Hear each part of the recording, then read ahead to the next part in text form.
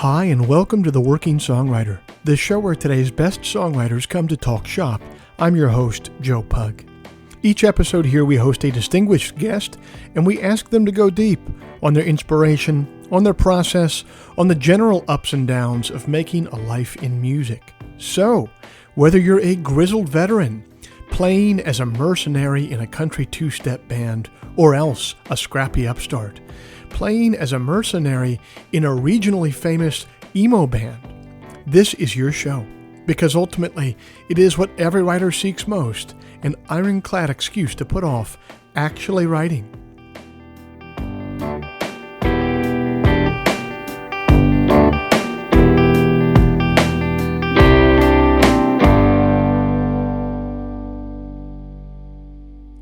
Hey everybody, it's the second Friday of September 2022, and I thank you for joining us. This week's show is brought to you by Bandzoogle. Built by musicians and for musicians, Bandzoogle is an all-in-one platform to build a beautiful website for your music. I'm old enough to remember when you had to pay somebody called a web developer to get a website made, and it would always be some guy named Raphael who drove a Land Rover Discovery that had an aftermarket paint job, and who was always trying to involve you in his attempts to defraud credit card companies. And old Raphael would charge you about $1,000 for a website that would be obsolete in 6 months. But it's the future now, you guys. That's not how it works anymore. We're allowed to have nice things now.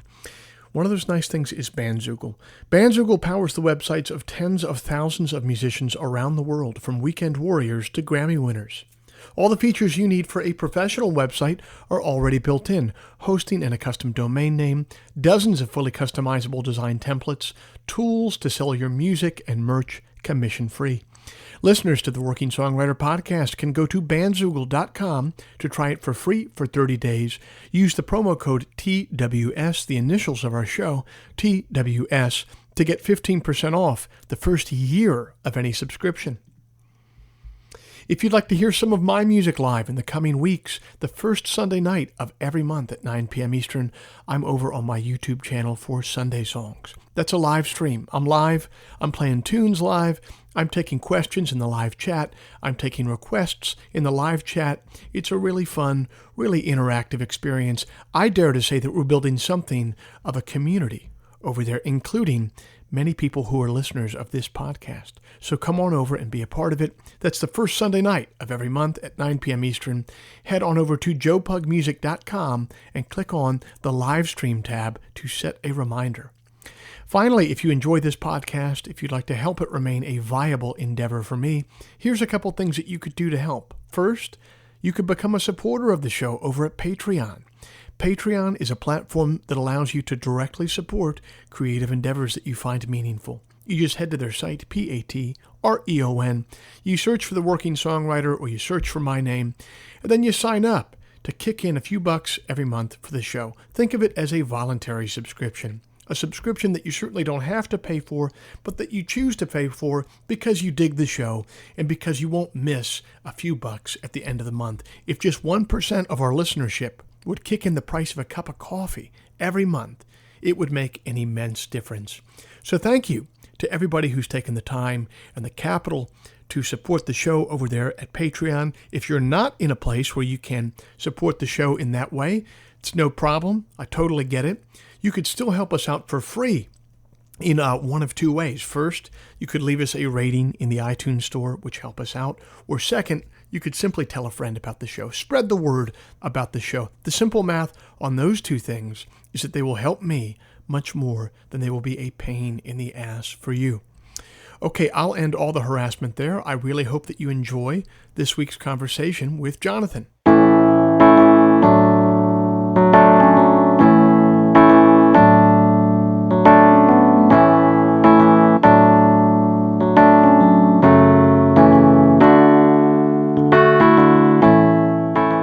Our guest this week hails from East Texas, or as it's regionally known, from behind the pine curtain. Jonathan Terrell grew up in a rural setting where music was a family affair. As a young man, he moved to Austin, Texas, where he established a beloved meat and potatoes rock band, Not in the Face.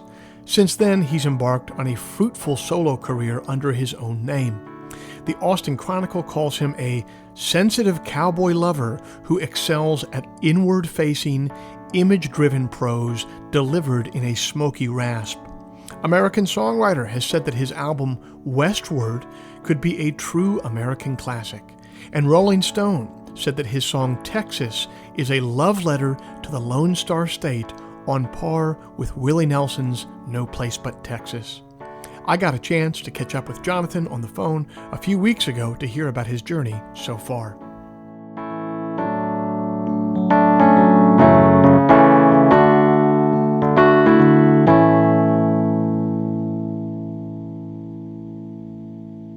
Yeah. Jonathan, thanks for being on the Working Songwriter podcast. It sounds like you had a pretty colorful upbringing in East Texas, maybe in a trailer somewhere. East Texas always kind of reminds me of like half Louisiana, half Texas. What did music look like in your household growing up there? Well, that's true. It was pretty colorful. My parents were big in like the folk scene. My parents were musicians, and so they're really into like kind of the hippie bands and stuff. Mama's in the Papas. My mom was really in like mom was in the Papas, Supremes, and Janis Joplin and things like that. My dad was like super into the Byrds and Clapton and a lot of British invasion bands, but a lot of like a lot of soul bands and stuff from the States. And then kind of how I got into country was in order for me to keep and be able to own my own horse, I had to work for our neighbor's ranch. And so I worked for him starting when I was 9 years old, and I worked for him from 9 to 13, and that was like, so I was hearing only country music on the ranch. And I'd go home and try to explain Garth Brooks to my parents that were like, what? Like, this is ridiculous. It's funny that because normally you would think of like, the parents listening to really mainstream music and then the kid freaking them out by bringing home, freak folk music. But it was just the opposite with you, huh? It was the opposite. It was, my house is like a lot of Hendrix and, but my dad was like a phenomenal guitar player. So it's, he was always, he was super into the Beatles. So that was like nonstop for us, I mean, that sounds pretty rural to have your own horse at the age of 9, man. I mean, that's a pretty rural situation, huh? Yeah. Sonny Sweeney, country singer, songwriter. She's also from Longview, Texas. And, so is, Matthew McConaughey's from there. And, there's some other guy, I'm forgetting his name right now, but okay. We got a few people that kind of get out and go do some cool stuff. It's like anytime I see him on the street, you're always like, you got out, like. but it's also like as I get older, it's a pretty incredible place to go back to. You still got family there?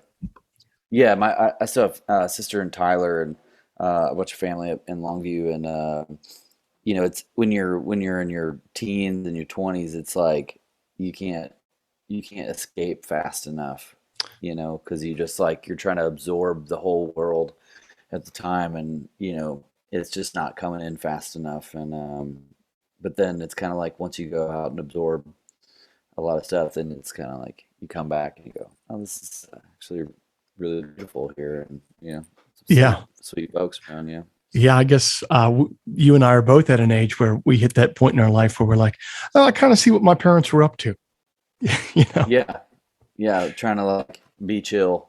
Yeah, it's fun to absorb as much.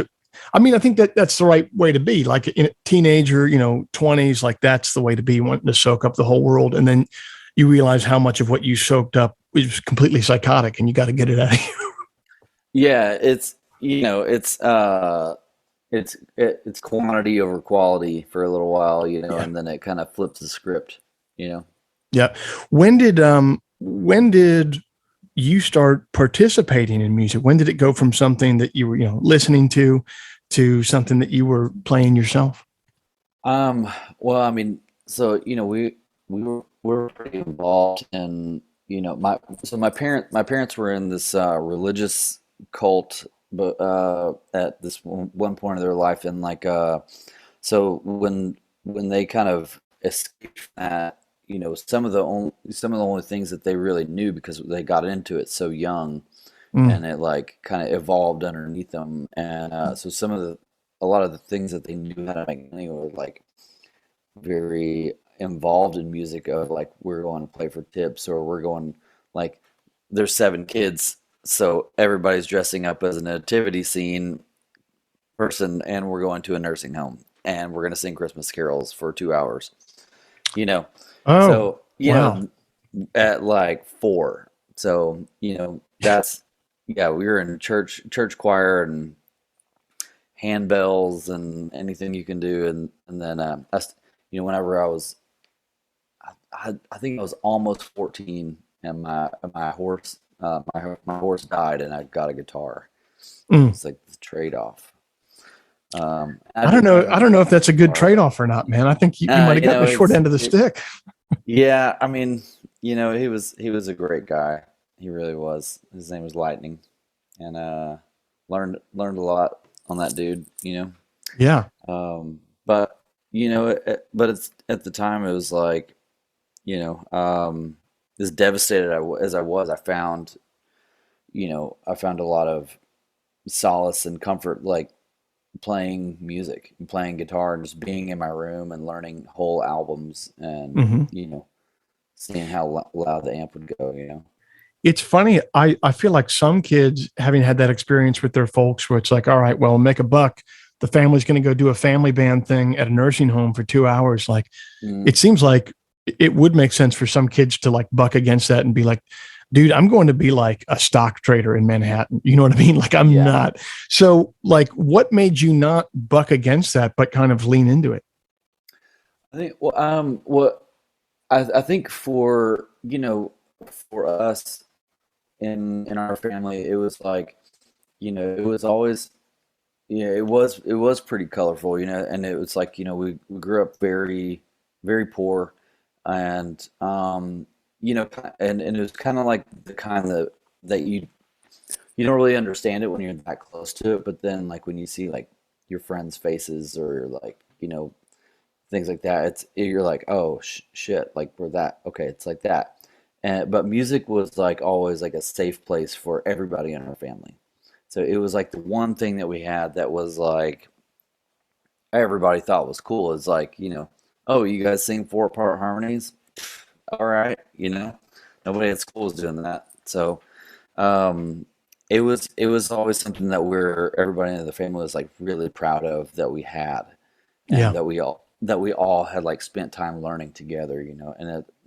And as it was like totally embarrassing, to be, like in a nativity scene when you're trying to like be cool, like as a kid, uh, you know, um, it's you look back now and it's like, okay, well, I still know all those Christmas songs, and I still know how to play them. It's like, so, the guitar comes out in the holidays, and it's like, it's pretty nostalgic, and it's pretty special, because especially when we go home and it's like, all of the kids are singing 4 5-part harmony Christmas carols, which is a lot of fun, and you can watch people like when somebody will bring a girlfriend to Christmas, and they're like, "What the fuck is happening?"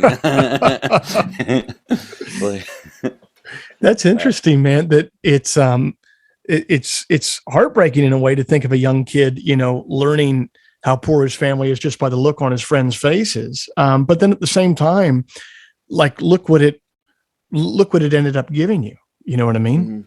mhm. Yeah, That's that's beautiful, and, yeah, and it must be kind of a sacred connection you have with music then, because you're talking about at a very young age, being able to find music was almost like the way for you to show other people that you were valuable. you know in a way, and also is, it was a huge way for me to connect with my parents and things like that, of like them showing me bands and showing me, I'm still super close with both my folks, and we still share. Oh, have you heard this band? Oh, have you Mm. talked? You heard this singer? And it's just like it's just the kind of almost the mortar in our family of that, that kind of binds us. Um, but I mean, I remember being when I moved to Austin, I was like 25, and I remember hearing T-Rex for the first time, and I called my dad, and I was like, "Have you listened to T-Rex?" And he was like, "Oh yeah, I love T-Rex," and I was like, "Were you gonna fucking tell me about this? Like, are you for real? You've been holding out on this one?" So it's pretty fun, man. I still talk guitars and shop with my pops all the time. Now, I just assumed you mentioned you were 25 when you arrived in Austin. I'd always assumed that you just went straight from East Texas straight there, like as soon as you were 18. What did you do in those years in between? I made a couple pit stops. So I went out when I was like 21. When I was 21, I decided I was like, I got to get out, and I hitched a ride with a friend of mine out to San Diego, and stayed out there for a couple months, and like just busked on the sidewalks and like on the boardwalks and stuff. And You make any money? no, no, not really. And when I ran out of money completely, and I felt like I was pretty like diligent about it. I wasn't like blowing money on, I wasn't going to the bars every night and just buying rounds of shots. It was like, okay, I have $50. What do we do? Right. And I eventually ran out of money, and my friend from high school, Eugene, his parents actually wired me $200 to get my truck back, for gas to get back home. And so on my way into town, I stopped at Kilgore College and enrolled in the music program there. And I went in. They were short a couple tenors in their in the choir. So they're like, if you get in choir, we'll give you like a full ride. I Wow. was like, all right, cool. So it was a junior college. So I was there for like a year and a half, and then I basically could not pass algebra 2. I'm horrible. I was horrible at math in high school, and it was like it almost sunk me. And then basically they wouldn't. I couldn't take any more music classes until I passed this algebra class, and I was like, okay, what am I gonna do with my music degree? And I remember talking with my counselor, and she's like, you could be a choir director or a band director, and I was like, and I had already started a band in my hometown that was like we were kind of one of the bigger bands in town, and I basically was just like, no way. Yeah. So I just dropped out of junior college and went on the road, and stayed, did toured with that band for a couple years, based out of Longview, and then kind of made the decision. I was like, I'm gonna move here, and if anybody in the band wants to go, then Van's leaving in 9 months. Right. Right. Right. What did the Austin that you found look like when you got there? Um, well, when I remember when I moved here, I was standing around with all my buddies in our kitchen in our apartment, and we flipped a coin because I had a sister in Nashville and a brother here, and I was like, well, either way, I got a couch to crash on. But when I moved here, I had a little apartment. You lived in Austin for a while, didn't you? I did. Yeah. Yeah, and so you remember Trophies on South Congress, where Seaboys is now? Yep. I sure So I do. lived in those apartments next door, and my rent was $400 a month. Oh my God. And everybody was already like, "Oh, you missed the good Austin." In 2005, they're like, "Oh, you're fucked." Like, good Austin was in the 90s. You're over. Oh man. Yeah. When we moved there, and I was there several years after you in like, 2010 or something like that, we rented a place. It was basically at East 15th Street and the highway. Nice little house. My then girlfriend, now wife, and I were renting it together, and it was 1050. It was Yeah. 1050 a month, man. I mean, Uh, I don't know anywhere in America at this point where you can rent something for $10.50 a month anymore, Yeah. much less It a major American city. it's and I was strapped paying $400 a month in that apartment, you know. But you know, I was working as a valet and gigging when I could, and you know, basically, you know, had to start over completely in Austin, you know, doing the open mic nights and come up and you know, out there just trying to, you know, sling guitar like a few nights a week and rummage cars, you know. So, what Um, were some of the clubs where you started getting your first meaningful opportunities? well, Trophies had an open mic night, Okay. and but I remember my first gig where I got a residency was on like Tuesday nights at 8 o'clock, which you know is a coveted slot, and at Momo's. Momos. Yeah. Yeah, Momo's was like my first gig, and then I remember seeing I remember getting offered to open for Storyville at Antone's, and I Oh, thought we had made it. His show was sold out. They paid us $50, which is exactly how much the bass player cost. You know Harmony Kelly. Um, no, no. Who's that? she's just a monster bass player, and she plays with Kenny Chesney now. Okay. But she had charts on stage, nailed it perfectly, and we did our 45 minutes, and you know, and got drunk and celebrated. But we thought had I was like, we've arrived finally. Gosh.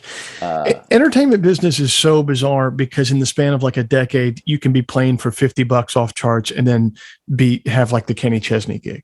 You know what I mean? Like well, it's I such mean, a weird business. you know, she had she's played. You know, she's just like she was like the girl in town. She Mhm. was just a killer player. Had a great look, great attitude, and she moved to Nashville for a while and got that gig. And that's like you know full time. Like they'll fly you out from anywhere. So I think her and her guy moved back to Austin just because they're just like, Oh, well, our family's here, and if my regular gig flies you out from anywhere, we have an international airport here, so why not? You know. wow. Yeah. And what's interesting, you're talking about getting a start there. Like Austin, unlike a lot of other cities, has a real, at least had, I don't know if it still has, but had a real culture of like songwriters doing residencies, like weekly residencies Hmm. in town. I don't really know any other place, like maybe in New York, if for like the jazz scene or something like that. But as Yeah. far as like a singer songwriter residency thing, I don't know of any other place that kind of has that. I mean, I guess I really never thought about it, but it did seem like a very natural thing to do. It's like, oh, you get a residency, that's how you like build it, you know? Yeah. Because I mean, people were gonna come see music in this town. It's like kind of just what you do. I Yes. don't, you know, I don't know if it's totally what you do anymore, but here, but it's you I know, know. it's kind of all the old haunts are a little bit like tourist traps now. So it's I remember when like I saw a big shift in Austin. I know I ran into you at the Blackheart before long ago, Mhm. and I remember this guy I'm seeing some tussle at the door, and this guy was mad because he couldn't bring his cigar inside, and then he like put it out, and he like comes in and he like stops his crew, and he's like, bros, whoa, check it out. He like thumbs towards the stage. He's like, check it out, live music. And I was like, oh man, it's like it Yeah. doesn't matter what kind. It's just like a a rough, you Yeah. know, paint over of any sort of music that could be there. It's just Yes. as seen in the airport magazine, live music delivered at your Yes. feet, and Yes. Yeah. Yeah. that was like that moment kind of just dropped like stunned me for a second. I was like, oh shit, like it's It's a new town. Yeah. I mean, my wife a and new I were there town. from like, I don't know, 2009, 2010 to 2017. And just in that amount of time, we watched it change, basically go from putatively a music town to, I mean, what I kind of consider to be like a tech town at this point. I feel like there's Oh, very much more, much, yeah, you know, yeah. Where are So, you best? Where are you based now? so my wife and I started a family in 2016. We got 3 kids now, Cool. and her and I, we went to high school together. My wife and I, so we were from the same place, had family in the same place called Prince George's County, Maryland, and we packed up the fam and moved back a couple of years ago to be around, the kids' grandmas and grandpas. Yeah. Because man, like, dude, it's hard out here watching these kids. Free babysitters, man. Yes, exactly. So, um, no, we liked it down there, but we did watch the culture change big time. And but when I first got down there, it was that vibe of like singer songwriters doing residencies, which meant that people were playing all the time, and which led to like this level of musicianship in bands. The best I can describe it to someone who hasn't seen it before. One time I was on the road with Robert Ellis and his band, and one of the opening acts said, "Hey, you guys said you were going to back me up at this gig, and we've been on this whole tour and you've never backed me up. What's going on?" It was Josh Headley. And Robert said, "Okay, you play your set right now here in the dressing room." And Josh said, "Okay." So he played his set, and as he was playing it, Robert just charted the whole 30-minute set, handed the charts to his like tour manager and said, "Mix, 6 copies of these." Tour manager did that. They put the charts out on stage, and they just went out and just floored a 30 or 40-minute set. Yeah. That doesn't happen with musicians who aren't playing all the time, in a situation like what you're talking about Austin used to be. I think, I'm very grateful to Austin in that way because while there's not like, Austin's like the live music capital, but we're not the business music capital. We're not like, so it's like if you're going to get out and play, I mean, as far as you're going to go in this town is you're going to cut your teeth real sharp, Yes. and once those teeth are sharpened, you can go anywhere else and you can just about cream everybody on stage. Yes. Like you can really go out of Austin with a hard hitting fucking band, and that shows up on a world stage. Yes. But they're not coming here to find you. You have to go elsewhere to find that. That is really the truth. And I don't know. I feel like every year when I was down there, people would be like, "Oh, no, it's changing. So-and-so's, they're opening a publishing office down here. Oh, BMI is going to have a satellite office down here. It's all changing." And it felt like it never, exactly what you said right there. Like if you wanted to get discovered or get some sort of business apparatus beneath you for whatever reason, couldn't really do it from Austin. No, and I mean BMI, has an office here, but I'm not even really sure what they do other than like when artists come into town, they kind of just like, "Hey, meet us at the office and we'll do beers and then we'll, that's like kind of it." But I would watch especially during South by, like bands flying in from like South America that are like, "We've made it South by, it's happening." Like all the people, all the labels are there, all the agents are there, everybody with the publishers are there. It's like they're all coming to watch our set, and then they kind of point to like some back table at a pizza shop, and they're like, "All right, this is your showcase," and just watching 6 Brazilian kids that like pooled all their money together for a year for flights, like dragging their tails out of the pizza shop is like the real South by that you're going to get. Yes, Unless you're already ticketing major, somewhat major artist or some kind of buzz band, Yeah. that you'll get some good shows. But then, load in's going to be a bitch. They're like, pull in this alley and then drag your shit 6 blocks down the road. I can remember that the experience that you're describing there, that happened to me at one point very early on before I had an agent, manager, I had nothing. And someone was like, "Oh, you got to come to this thing called CMJ Festival." It had something to do with like college music journalists or college radio or something like that. It's like, you'll get discovered here. All the agents are here. Mm-hmm. managers, labels. And so I remember going there for it. And, like we're in Manhattan, and then whoever I'm with, they're like, no, we keep on driving, go. And soon, like we're out of Manhattan, we're into Long Island. I end up playing in a place called like Throgs Neck, New York, in some provincial bar, and it's like, oh, no, the agents will be here soon. And I think that's just the entertainment business, man. Like everyone is chasing a dream.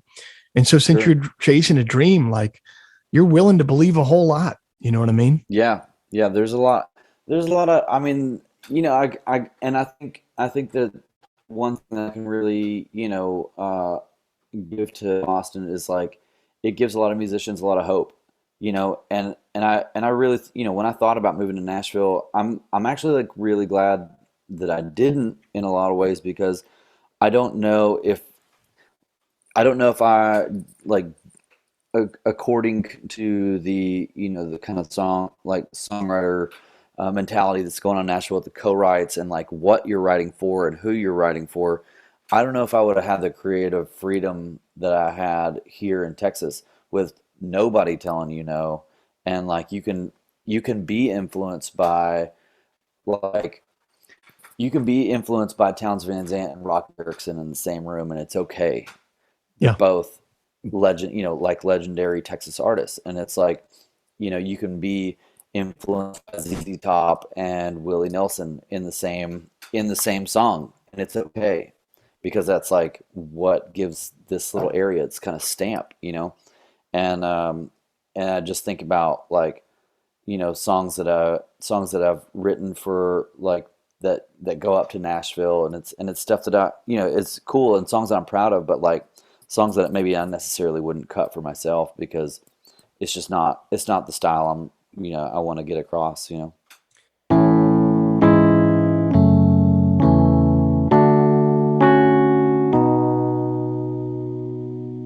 Getting better at your instrument is an essential part of being a songwriter. When you play better guitar, you write better songs. It's that simple. How do you do that, though? Sure, you could get lessons from the neighbor who majored in the colonial history of polyrhythms in Bossa Nova at Bard College. But that'll cost you an arm and a leg. Or else you could pull up YouTube and pay nothing at all, but that becomes the ultimate time suck. You'll end up sifting through videos of nerds unironically weeping as they listen to soloed tracks of a rare 1979 Tony Rice demo. What's the sweet spot in between? Peghead Nation, the online home for American roots music. They feature curated video workshops with world-class instructors on guitar, mandolin, banjo, fiddle, upright bass, dobro, and ukulele. They have levels of instruction that meet the needs of both scrappy upstarts and grizzled veterans, and most importantly, all of it comes in at a low monthly subscription that actual strapped-for-cash songwriters can easily afford. To start taking classes yourself, head on over to pegheadnation.com to check out their 50 available courses. Enter the promo code TWS, the initials of our show, to get your first month free. You can also send a gift subscription to the songwriter in your life or to the player in your band who needs a not-so-subtle hint about their playing prowess. Peghead Nation, when you play better guitar, you write better songs. It's that simple.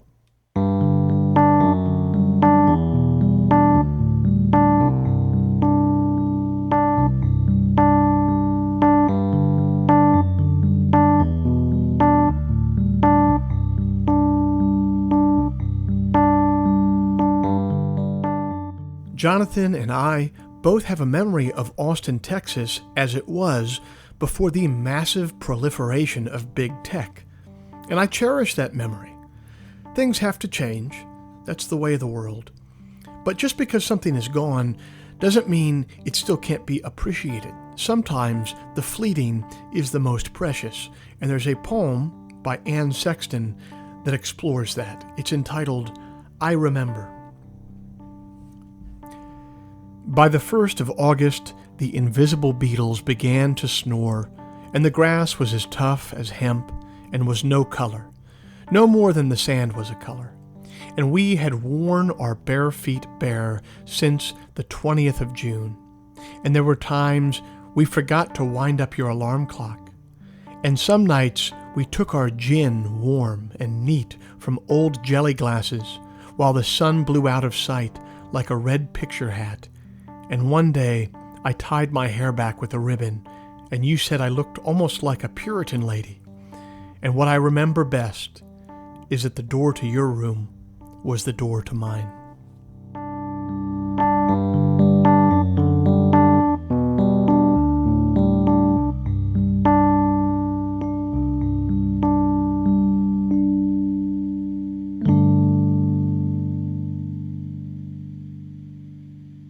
What does your process look like then? Like, are you working and writing every day?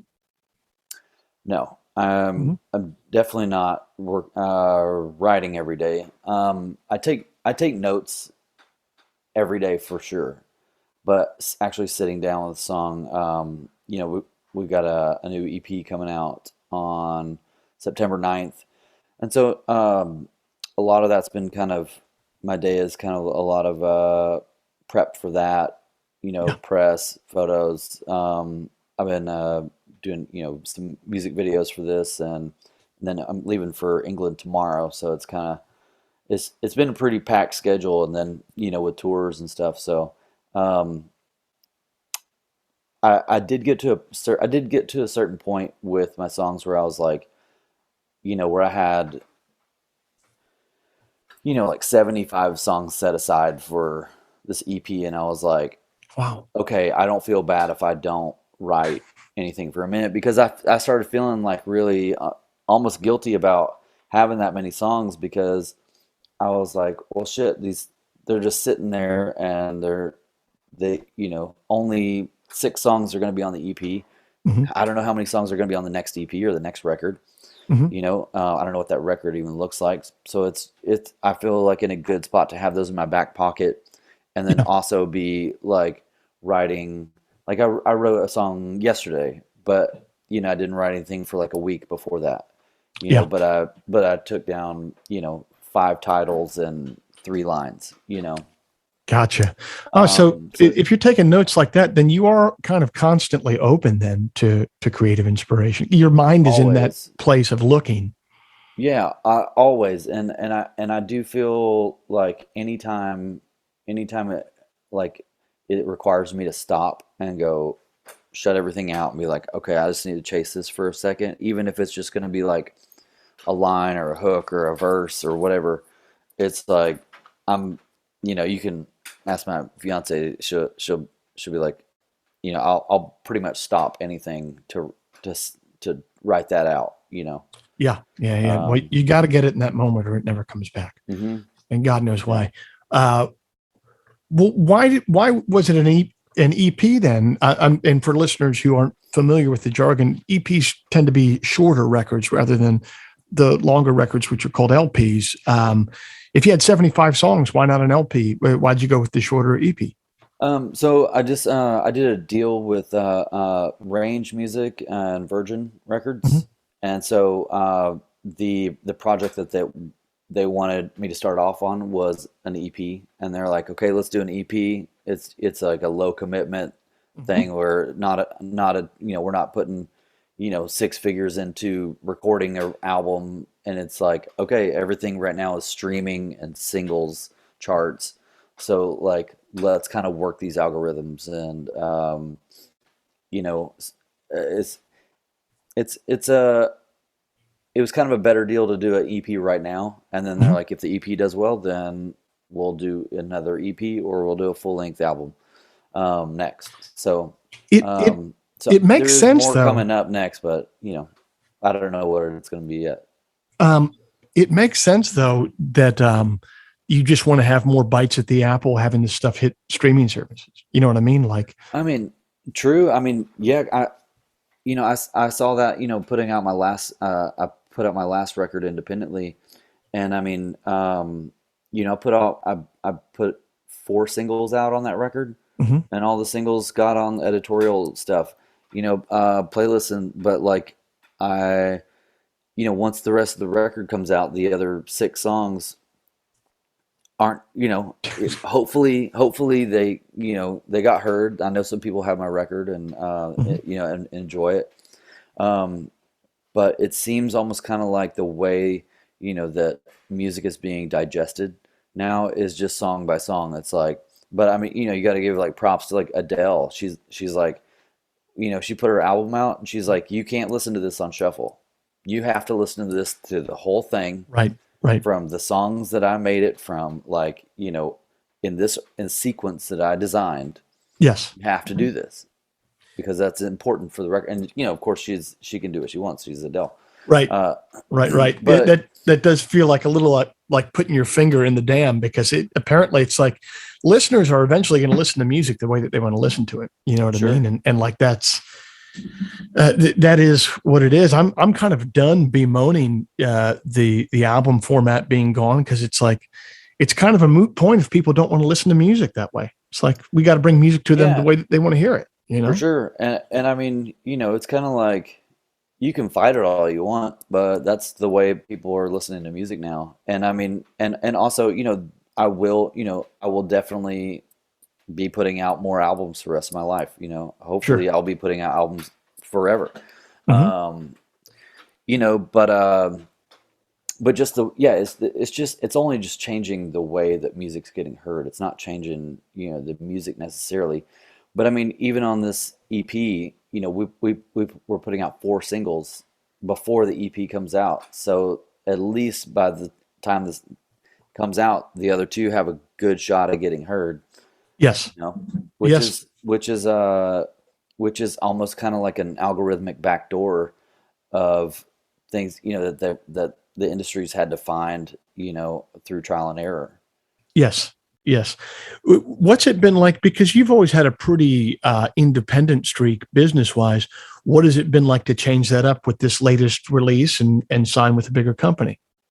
Um, I I feel really good about it, honestly, because the guys that are involved in this project and the label, I've known them all for years, and they've been buddies of mine, and worked with some. They worked with some pretty incredible, huge bands, and I was always the kind of dude in the room. I'm like, hey, when you're ready to step up, kind of those old JTs are ready to go, and they're like, all right, sure, man, get out of here, and then I recorded some songs within the last year, um, that that we just sounded different, Mhm. and it it kind of pricked up their ears, and they're like, whoa, whoa, whoa, whoa, like you didn't sound like this before, like you weren't doing this before, because a lot of my stuff that I was putting out, was it was the album that I wanted to do, but it was the album that I could afford,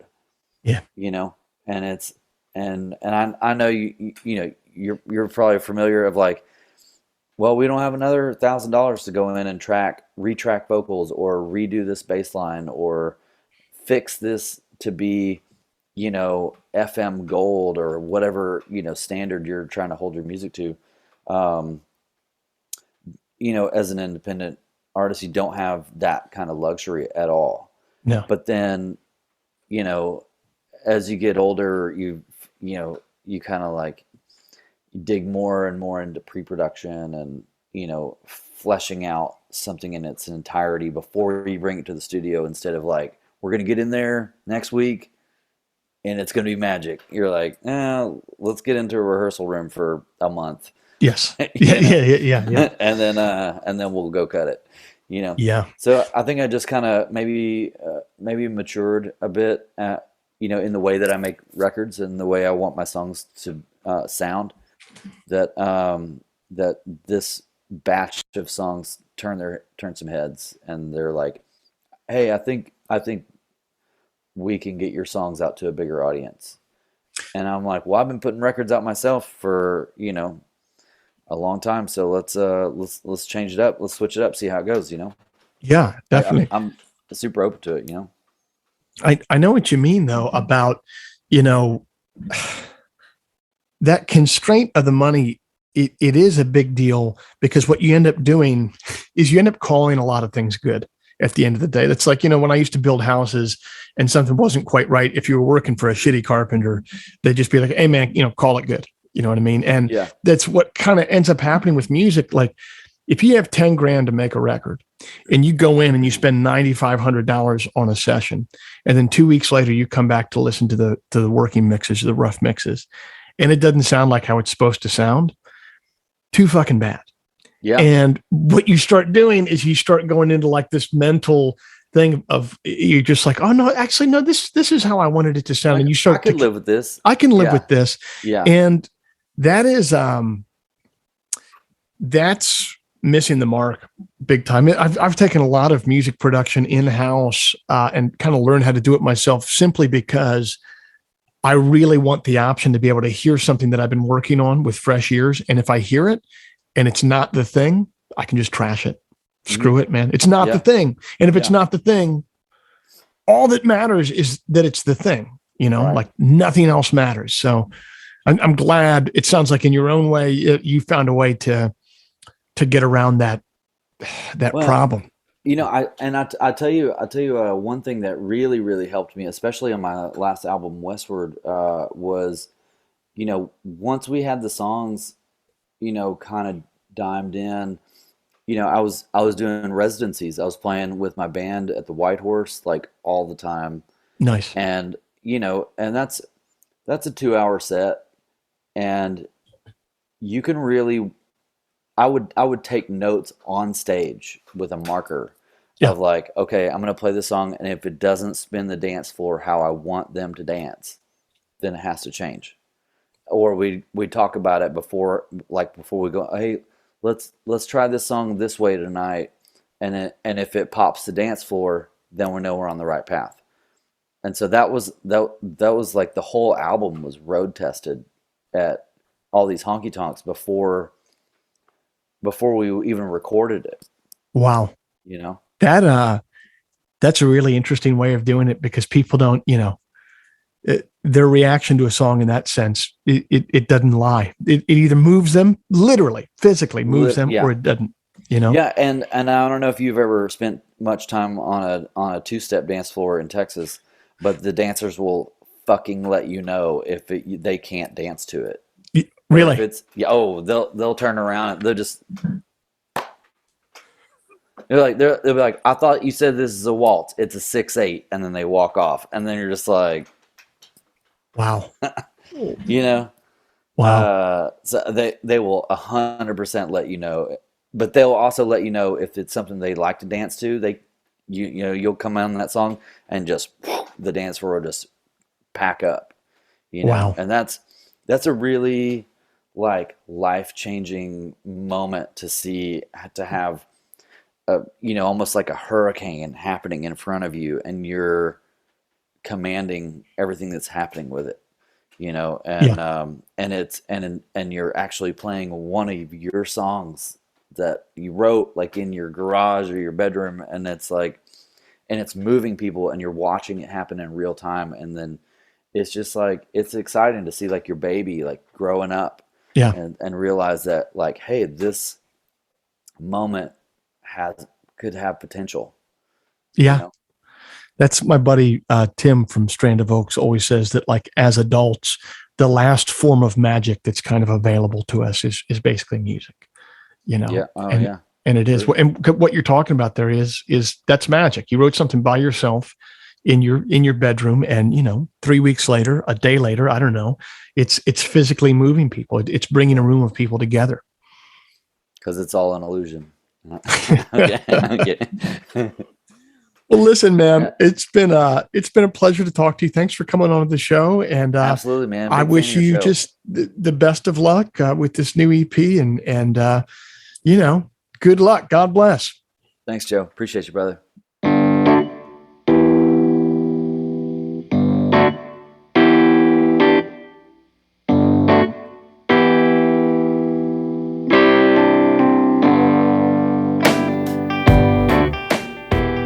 This week's show was brought to you by Bandzoogle.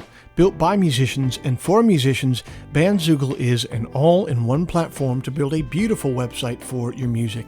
Use promo code TWS, the initials of our podcast, TWS, to get 15% off the first year of any subscription. Jonathan Terrell's latest release is the single Texas, available everywhere music is sold or streamed. If before we meet again you sit down to write, please remember, an expensive drug habit is not a song, a compelling Instagram account is not a song, and most importantly, reverb is not a song. So let all that take care of itself, and for you, just keep your eye on the song.